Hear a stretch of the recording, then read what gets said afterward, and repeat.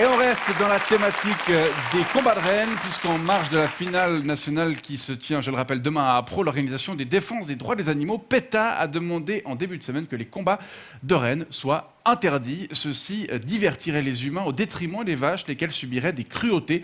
La Fédération d'élevage de la race d'airain a réagi en fin de semaine en balayant les critiques. Un des membres de son comité déclarant que de telles inepties faisaient mal au cœur. Cette fédération, vous en faites partie. Jean-Baptiste Copte, bonsoir. Bonsoir. Vous êtes donc éleveur de rennes en Valais. Oui. D'ailleurs, j'en ai 3 qui combattent demain aux arènes de Prabardi. Super. Oui, Ragosa, Rivola et Nutella, elle s'appelle. C'est quoi ces noms? C'est bizarre. Oh non, c'est pas des noms bizarres. Non, il se trouve que j'ai essayé de négocier avec des entreprises que je préfère ne pas citer ici pour qu'elles sponsorisent mes bestioles, mais les négociations n'ont pas abouti, alors j'ai dû changer une lettre dans leur prénom. D'accord. Très bien. Venons-en à cette revendication d'interdiction des combats de rennes. Est-ce qu'elle vous a surpris? Alors non, vous savez, avec ces pétasses de PETA, il n'y a rien qui me surprend. Attendez. Déjà, ce ne sont pas que des femmes. Moi, c'est comme ça que je les connais, hein, ces pétasses. Là, avec leur campagne, là, tu l'as vu la campagne, plutôt nue qu'en fourrure. Là. Très belle campagne d'ailleurs, très sympa. Alors, même si le message est à moitié... Alors, PETA, ça signifie People for the Ethical Treatment of Animals. C'est une organisation qui est...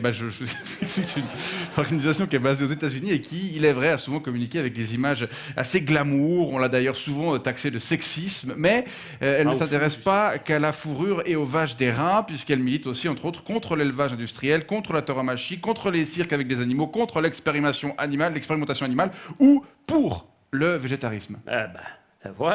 Ben voilà, évidemment, à force de pas bouffer de bidoche, on a le cerveau qui est pas très bien irrigué, et puis il connaît des carences, et puis on développe des idées à la con. Tout s'explique. C'est une idée à la con que les vaches d'airain sont maltraitées? Mais c'est plus qu'une idée à la con, c'est une immense connerie, oui. Moi, je vais te dire, entre mes vaches et moi, il y a un profond amour. Moi, ça se voit dans leurs yeux globuleux qu'elles m'aiment, plus que tout. Ça se voit. Si vous saviez le temps que je passe à les dorloter, à les bichonner, à les entraîner aussi. Donc c'est pas vrai, comme le prétend PETA, qu'elles sont stressées durant le combat, qu'elles sont forcées à se battre et que durant la saison froide, elles passent leur journée à l'intérieur, dans une vie triste, attachée, seule, dans l'étable, pour éviter qu'elles se battent avec les autres. Mais non, c'est pas vrai.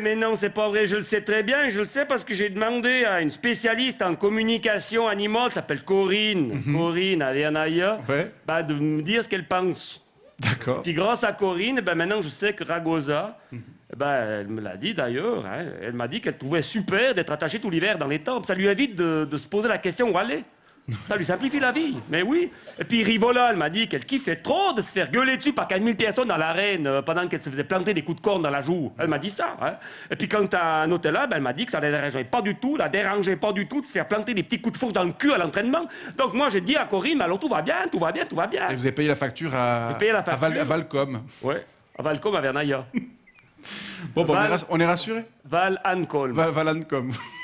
Bon, on est rassuré. Donc en fait, il y a pas du tout. Et puis même si la traduction de Corinne n'était pas tout à fait fiable, ça changerait quoi, hein? Ça changerait quoi? On arrêterait quand même pas ces combats ou bien? Ben non, on n'arrêterait pas ces combats parce que ces combats, ça fait partie de la tradition. Et puis les traditions, c'est fait pour être perpétueux. Faut perpétuer la tradition. Est-ce qu'on va arrêter d'aller au rallye du Valais sous prétexte qu'on fait une chier de potin et que ça pollue un maximum? Bien sûr que non. Est-ce qu'on va arrêter d'aller skier l'hiver sous prétexte que les remontées mécaniques, ça bousille la montagne? Bien sûr que non. Est-ce qu'on va arrêter la foire du Valais sous prétexte que rouler avec 2 pour 1000 dans le sang, c'est pas tellement recommandé par le code de la route? Bien sûr que non. On va pas arrêter tout ça. Non, mais si on écoutait ces pétasses de PETA, ces couillons d'écolos et puis ces fachos de gauchos, on ferait plus rien et puis on s'emmerderait à bouffer des endives grillées à la broche en buvant du vin nature qui sent le cul de cheval.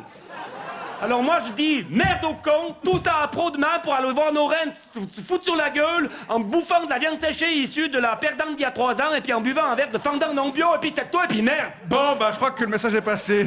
Jean-Baptiste Copte, je rappelle que vous êtes éleveur de rennes. Pas faire chier maintenant. On a bien compris, merci beaucoup et bonne chance pour demain. Ouais, c'est pas de la chance, c'est que de l'entraînement et puis de la pratique.